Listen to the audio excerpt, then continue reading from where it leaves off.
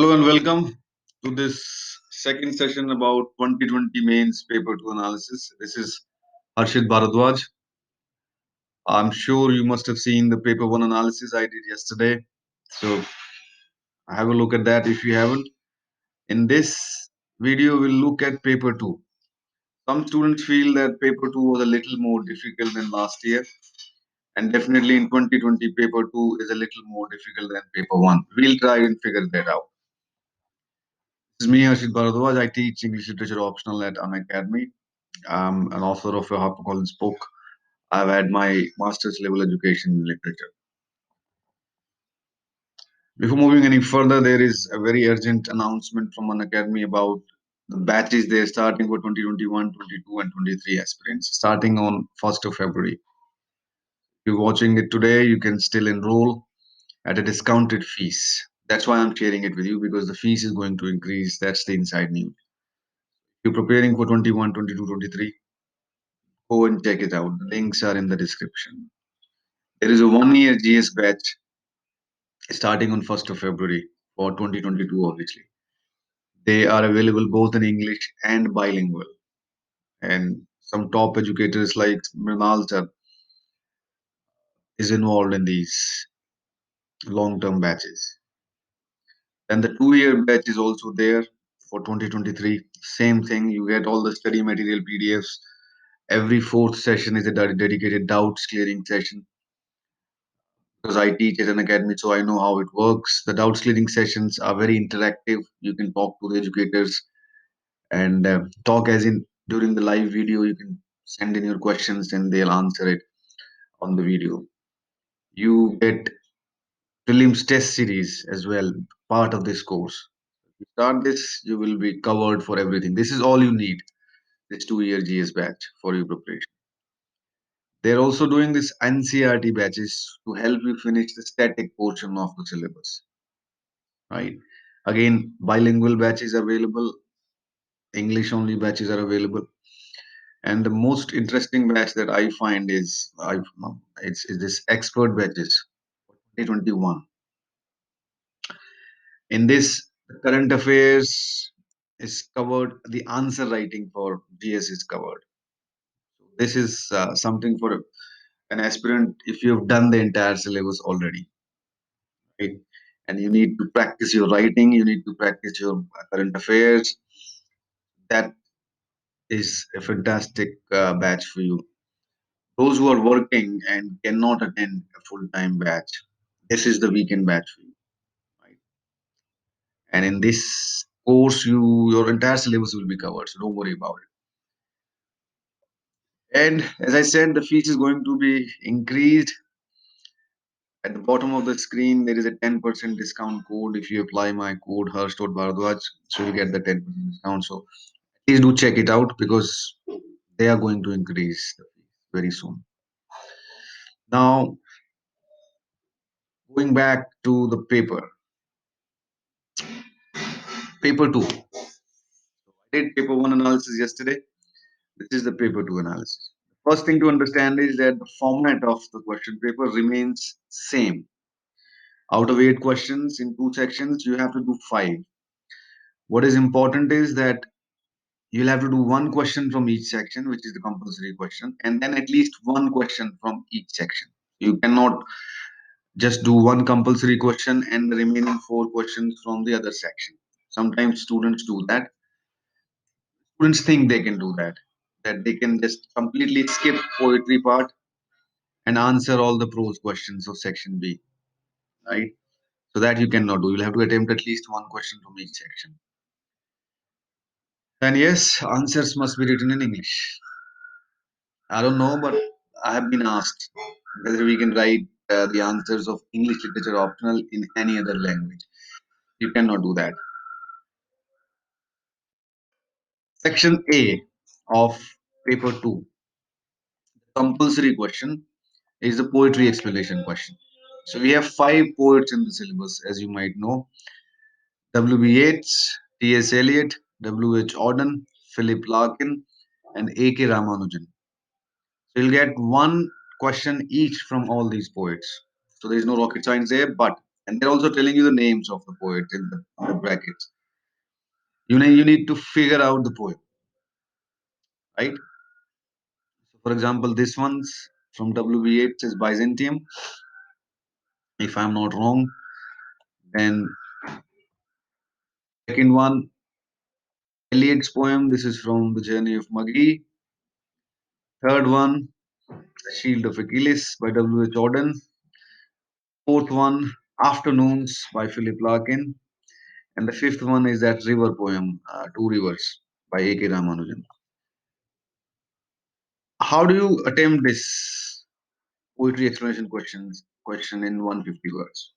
First of all, I can tell you that this 50 marker is a compulsory question, as you know, and you should be looking to get at least 30 marks out of 50 in this question, at least 30. So out of 100 marks in the compulsory questions in this paper, you should be aiming to get at least 60, if not more. You can definitely get to 70, but 60 is I expect from every one of my students. 60 is the minimum you should be hoping to get. But of course, if you blunder in one of the questions, sometimes you're not able to identify the poem and you blunder. So that's straight away 10 marks gone. So aim to finish all these 10 questions, both the compulsory questions, all these 10 questions, and understand that you should be getting around between 60 and 70 out of 100 marks.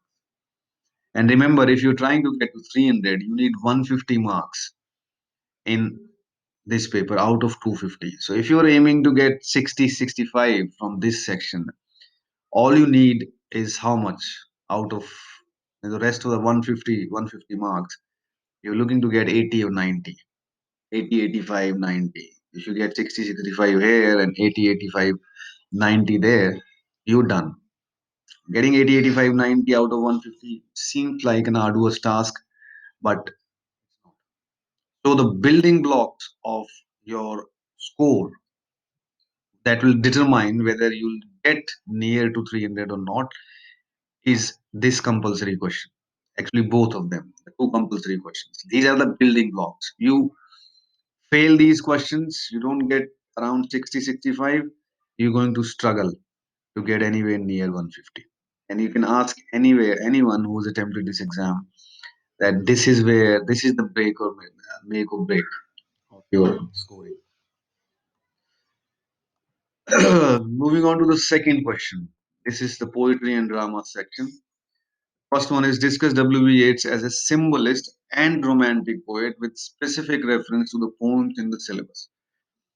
Now, we've had questions many times about W.B. Yeats as a symbolist or a myth maker, right?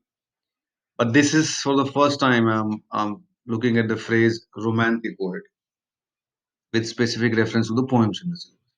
This makes it a little tricky, and I like this question because I like something innovative and original in UPSC questions. This makes you think.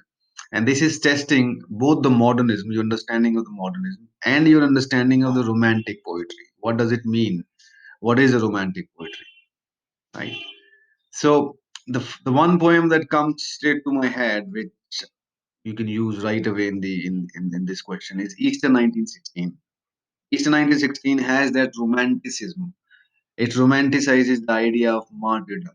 Uh, There is a line, that recurring line in every stanza, which is a terrible beauty is born, right? That line in itself is both symbolic and romantic at the same time. And this is the purpose of this question. You need to fuse these two, symbolism and romance, romanticism, not romance. So I think it's a good question to do. It's not very technically difficult, but it tests your knowledge. Second one, T.S. Eliot. T.S. Eliot's renditions of the mind of Europe are profoundly problematic insofar as they retrieve selective pasts. Would you agree? Give examples from the poems in the syllabus.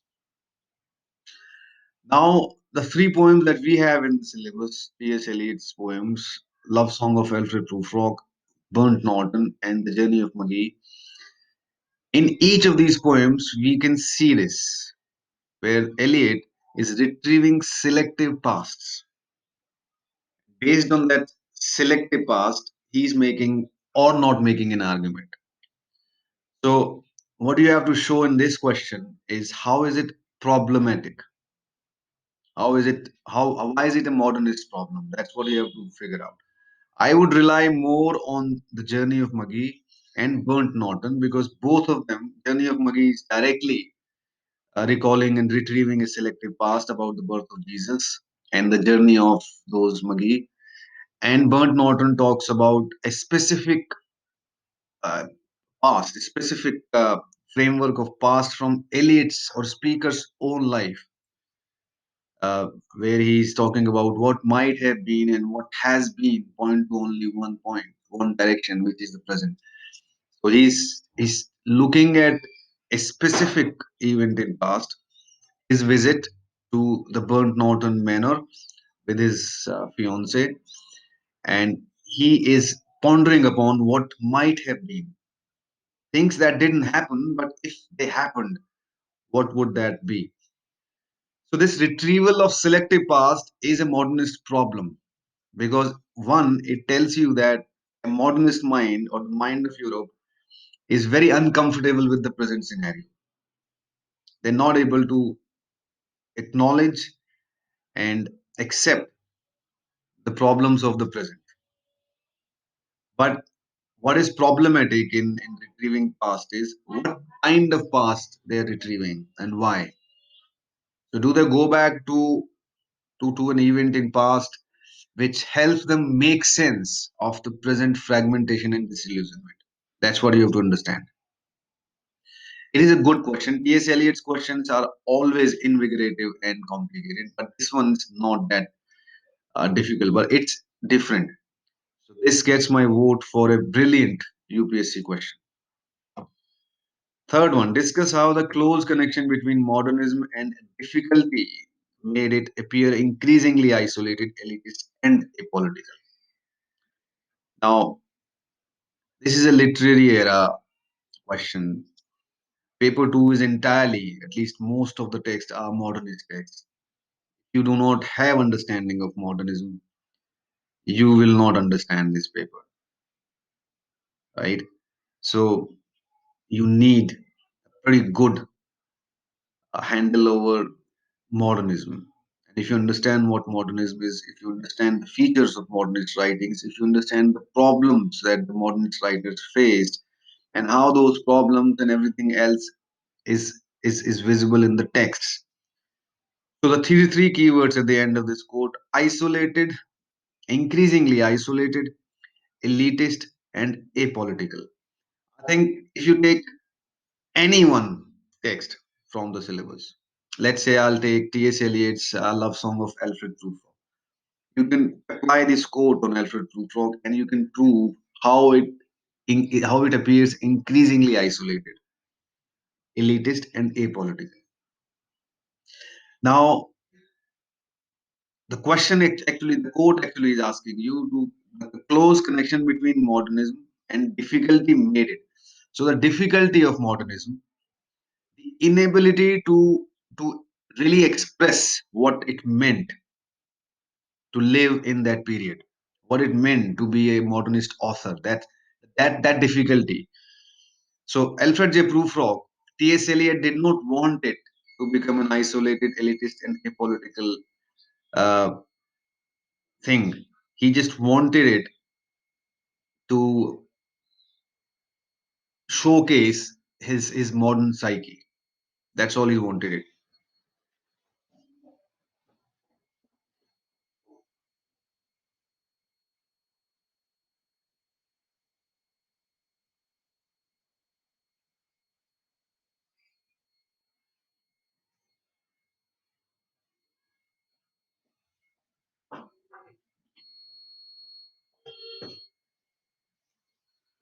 Right? Sorry for the little pause.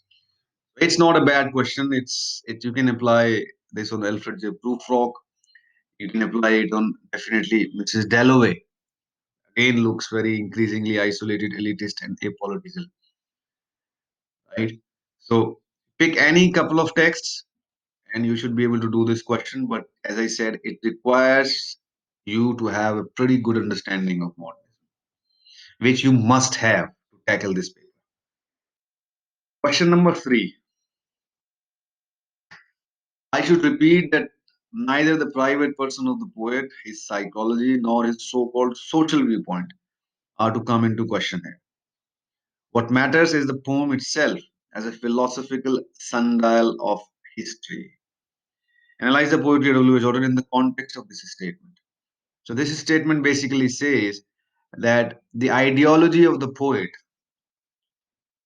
and his viewpoints, his opinions, his understanding, all that should not be used to understand his poetry.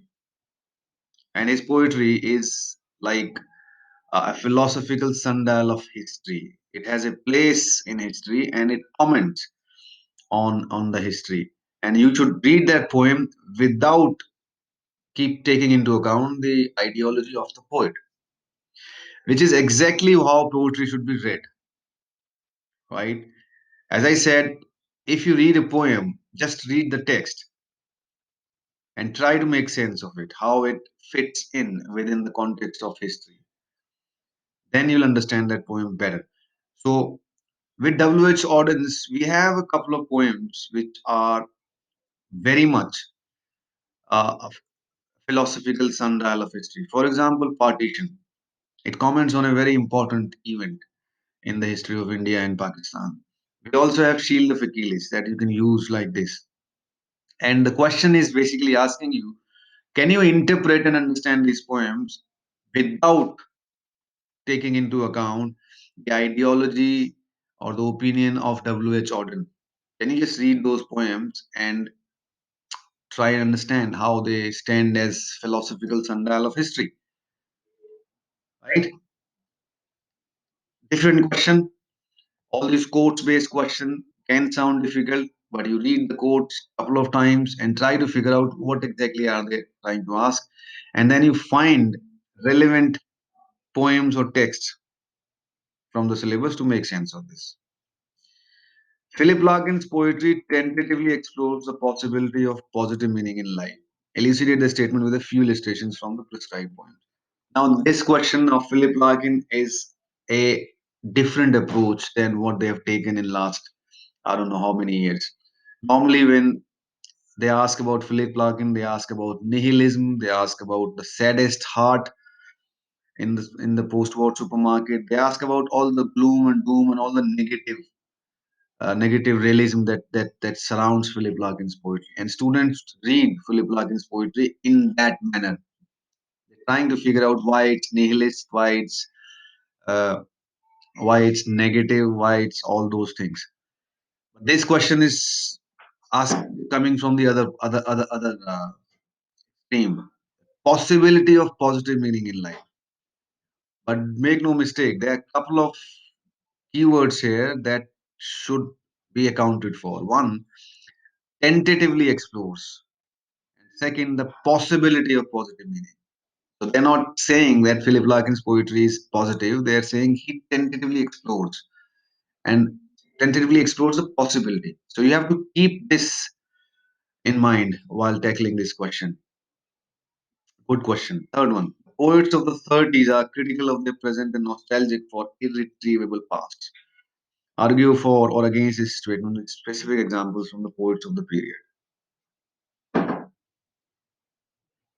Now, the poetry of the 30s is a relevant secondary topic. Now, what I'm seeing in this paper is there are a lot of impetus given on the secondary topics. Secondary topics are not left out. Poetry of the 30s, we've had this question, then the question about modernism. So they're covering all those, and they'll do more in the later part in the prose section. So we only have one poet of the 30s in our syllabus. W.H. Auden. The 30s poet or the poets of the 30s, it was a group. It was an informal, casual group of poets. And W.H. Auden was part of that. T.S. Eliot was not, and W.B. Yeats was not. So don't mistake it for the poetry written in the 30s. 1930s. Because if you take that line, then Journey of Maggie was written in 1930s. Some poems of W.B. Yeats were written in 1930s. So don't go there. This is, you can only use W.H. Auden's poem here to argue this statement. And it's a 20 marker. So it's a good one. So good understanding of the secondary topic. Question number 4. While Look Back in Anger represents the problems of working class life, it is conservative in its representation of women within that milieu. Would you agree? So basically, this question is asking you to do a feminist reading of Look Back in Anger. It's as simple as that. It has been done before, and if you've done your secondary topics, feminism, Marxism, psychoanalysis, post colonialism, then you should be able to tackle it easily. A.K. Ramanujan's poems are perfectly balanced between critique and nostalgia for lost pasts and homelands. Discuss with reference to the poems in the syllabus. When we read A.K. Ramanujan, nostalgia and rejection are two keywords that we have to understand well. This question has added a keyword critique. So that is quite relevant with rejection. Rejection and nostalgia, here they're asking critique and nostalgia, balance. You can take any of the 5 poems and make your point.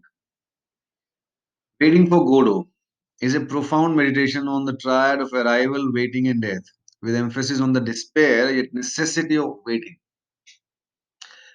This is a fantastic question because normally Waiting for Godot question either focuses upon the idea of nothingness or the structure, cyclical structure, or the two-act structure, or the asymmetrical symmetry. Here, the question is focusing on the core philosophy, what Samuel Beckett is trying to do.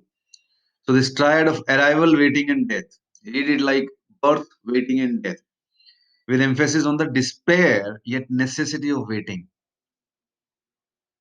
So you'll have to work and find out why the waiting part of this triad has been exaggerated to make a point. And what point is that? Because the most of the play, not most, all of the play is focusing on the despair yet necessity of waiting. If they are so acting out of despair, then why necessitates waiting? This is where this existentialism and the myth of Sisyphus and the absurdity of life comes in. So you need to understand existentialism, absurd, theater of absurd, myth of Sisyphus to counter this. That why waiting becomes the primary focus area of our life between in the triad of birth, waiting, and death. Why waiting becomes life, right? Very good question. I would say this question number 4 is a difficult one, and the middle section B part, Ramanujan's question is easier one, but the A and C, they're scoring questions, very scoring questions. But I don't think most students would find it comfortable.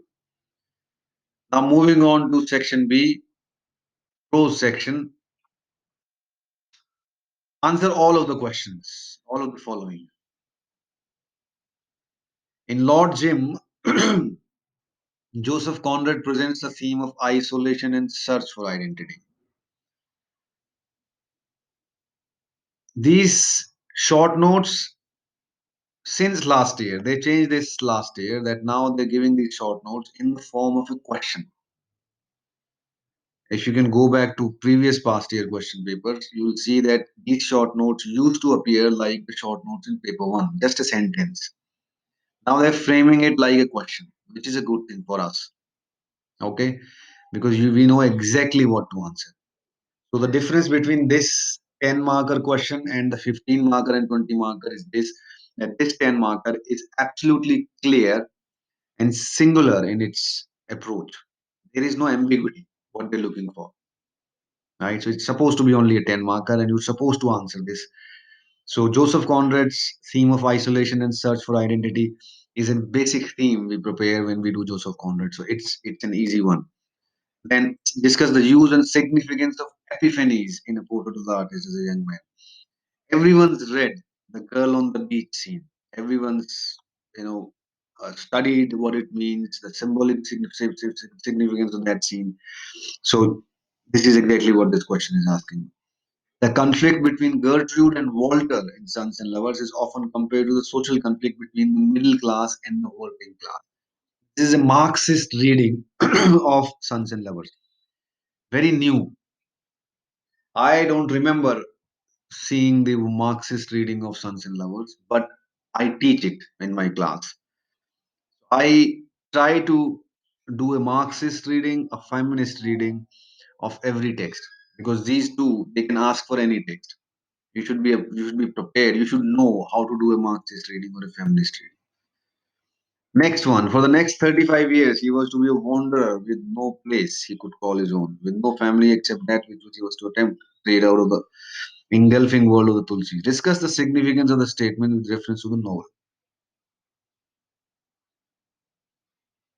Now, if you look at this statement, you can apply this statement in its entirety to the life of V.S. Naipaul himself, not just Mr. Biswas, but you can apply this on the life of Mr. Biswas, and it's a pretty straightforward quote.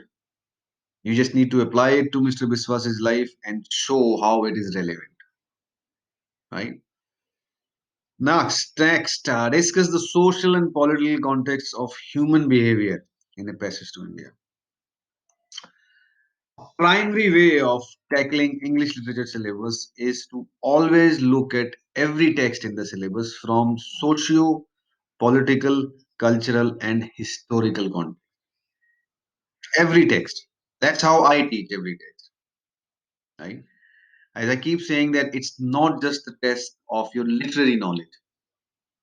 It is a test of how you understand things in their entirety.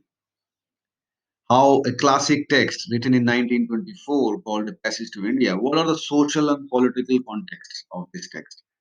So this study asks you to go out of the text and bring into perspective the socio-political atmosphere at the time. 1924, freedom struggle of India was at its peak, right? And the funny thing in this text is that we do not see much of anything related to freedom struggle of India. Okay, so it's a good question, nice and tricky one. Moving on to question 6, Lord Jim is predicated on dramatizing the process of Marlowe's discovering the subtleties of another character. The epistemological problem of how we can possibly understand and empathize with another character.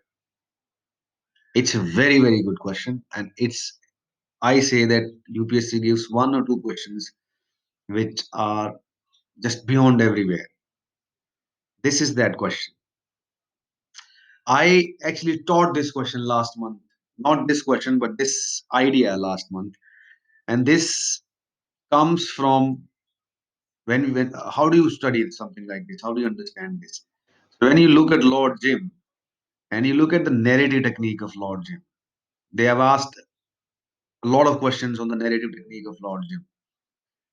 And when I'm teaching anything stylistics, anything technical about a text, whether it's structure, whether it's naming, whether the naming of the characters, whether using different symbols, metaphors, I always ask, why do you think the author is doing this? Why this narrative technique? So the narrative technique of Lord Jim relies upon Marlowe narrating a story of Jim based on collecting evidences, collecting anecdotes about his life, right? One way of telling this story was just to narrate it. Right? Marlowe could have just narrated it. But everything that he's talking about Jim's life, he gives an alibi. He gives an anecdote and he brings in a person. That such and such told me so. Such and such told me so. So he needs to bring credibility to everything that he's talking about. And why? Why do you need credibility? In the Victorian literature, this doesn't happen. It doesn't happen. A narrator just says whatever he has to say, and we have to believe it. But here, Marlowe and Joseph Conrad, they are self-conscious of their unreliability as a narrator, which is very much a modernist concept. So this whole dramatizing the process of Marlowe discovering the subtleties of another character. What does it mean? The next part of code is the epistemological problem, how we can possibly understand and empathize with another character. Marlowe is pointing to a fact that, excuse me, that we cannot know enough about a character, about any other person to judge that person. We can only know enough, but not enough. Only know that much. So this whole process of this narrative technique, Marlowe is telling us that this is how much what it takes to be able to understand even a fraction of someone's character. So it's a fantastic question, amazing question, and I wish I could see some answers written by students. What do you have to write about this? But it's an amazing question. Next one, Stephen Dedalus articulates an aesthetic framework that is problematic. At the same time, it seems to promise him freedom from Ireland. Would you agree? So they're basically asking that the aesthetic framework that gives him freedom from Ireland, why is that problematic? Hmm? Why? What's the problem in that? The problem in that is that meant him to let go and reject all the ideologies he grew up with. So he rejected everything. He rejected social, political, cultural, and religious ideologies. He rejected all of them and basically saying that all that is bullshit. And if I need to be an artist, or if anyone needs to be an artist and an original thinker, then all these ideologies are problematic. So he proves the problems in accepting the ideologies as they are. Right? Good question. Critically analyze representation of colonial and the post-colonial with reference to novel Kantapura. It's a post-colonial study of Kantapura, as straightforward as it can be, but they've never asked a post-colonial question about Kantapura like this so directly. The furthest UPSC has gone in previous years is to talk about the subaltern theory, not directly about colonial and post-colonial references. So this question number six is an amazing question. I think anyone who has the courage and preparation to do this question will score good marks. I don't think uh, it's as difficult as it sounds. Question number seven: the representation of women in Sons and Lovers, especially Paul Morrell's two love interests, Mariam and Clara, is problematic insofar as they exist primarily to help Paul work out his existential angst. Argue for or against this statement with example. This might again sound very much like a feminist reading of Sons and Lovers. So what this question is saying that Mariam and Clara only exist in this novel, help out Paul as the soundboard of his existential angst. That they do not have a character of their own, they do not have a standing of their own as characters. They are simply Paul's soundboard. So you'll have to do a feminist reading of it. You'll have to figure out whether Mariam and Clara play any significant role in the novel or story, or they are simply what this question is asking you to accept. So it's a feminist reading of this novel, focusing on Mariam and Clara, right? Good question. Normally, Sons and Lovers, we talk about psychoanalysis, Oedipal complex. You will have to apply some psychoanalysis here as well, but primarily it's a feminist reading. Ian Foster's characterization of India and Indians in a passage to India is well intentioned but flawed. Discuss with specific textual. This is a variation of a question that they've been asking every other year. They asked this question that Ian Foster was a liberal, but he could not do justice to the Indian scenario because of the complexity of colonial narrative. So even though he was liberal and he wanted to tell a neutral story, he could not do it because of the complexity of the colonial narrative. The same thing is being asked here. Instead of liberal, they're saying well intentioned, and they're saying it's flawed. So you have to find out why it is flawed, and the answer is it's because of the complexities of the colonial narrative. He grew up in as a colonizer. He grew up in Britain at the peak of British Empire. He grew up with that Orientalist superior Western mindset. So even though politically he was liberal and he had some sympathy for the colonies India and Indians. But he grew up. So it's if you understand master and slave dialect, the master can never understand what slave goes through because by definition he is master. That's why Cyril Fielding and Dr. Aziz cannot be friends because in the premise they are in, the colonial premise, one is master and the other one is slave, right? So you use this complexity of colonial narrative to answer why it was well intentioned but flawed, and you give examples. So fantastic question, but the variation of they've been what they've been asking. Mrs. Dalloway is a complex rendition of modernist desires and anxieties in its portrayal of life impacted by World War One. This again requires you to have a solid understanding of modernism. So in this paper, unlike previous year papers, I have seen the word modernism or modernist more than 3 4 times. Never happened before. So I like this because this is a modernism paper primarily, and they should test us with our understanding of modernism. So unless you know what modernist desire and anxieties are, you won't be able to tackle this question. But I guess if you're preparing, you should know. Question number 8.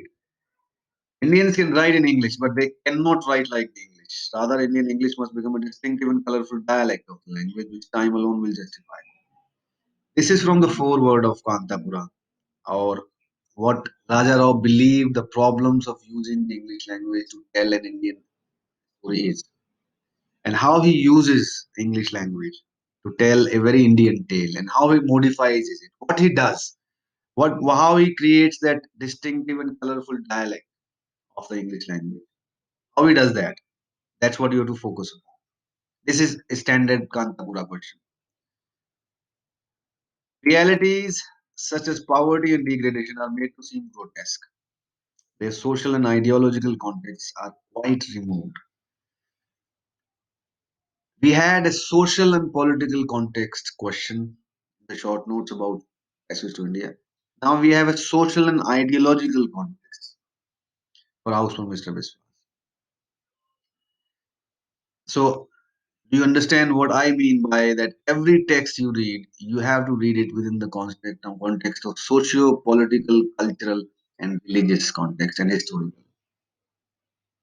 This is what it means. If you don't know, do that, you won't be able to do questions like this.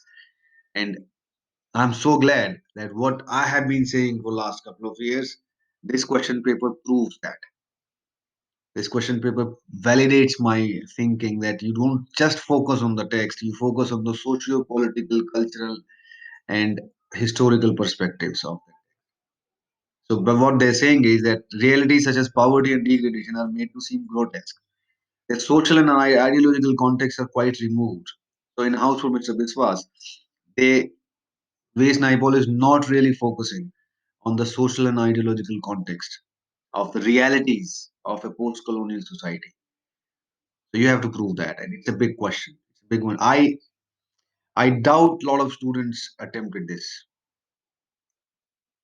Last one. Life is not a series of gig lamps symmetrically arranged, but a luminous halo, a formless, shapeless something. This is very much a modernist quote. If you understand what modernism is, you understand what this means with regards to Mrs. Dalloway.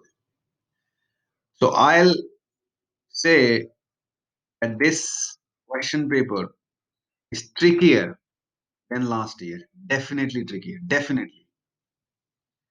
And I hope and expect that the similar kind of question paper comes next year. Because not only this question paper has a lot of scope for scoring good marks, because they're asking real analysis. They're not asking copy paste canned answers. In paper one, we had at least half of the questions which were straight from the university guidebooks. But in this one, not a single one, not a single question is straight from the university guidebooks or a question that you could have prepared and made notes of and रट्टा मार लिया आपने ऐसा एक भी question नहीं. You'll have to work at these questions. And if you have not prepared well, prepared as in, I mean, If you have a good teacher and you've done critical analysis, you've done socio-political, cultural, historical reading of the text, you know your feminism, Marxism, psychoanalysis, and post-colonialism, then you can do this paper. You should really relish this challenge of doing this paper. So in 2021, I am hoping my students, if they get this paper or something even more extreme along these lines, they'll score. They'll score great marks. A couple of my students said for this year, and they're absolutely delighted. They're not complaining. That proves that uh, it's not very difficult paper, but it is a fantastic paper. This is how UPSC should make question paper for English literature. On that note, I wish you all the best. If you're looking for my guidance, I teach at an academy and my batch is starting on 2nd of February for paper 1. So you should check out my batch 2nd February. And until then, I wish you good luck for your education, for your preparation, for your studies, and for your life. This is Harshit Bhardwaj signing off. Take care and bye bye.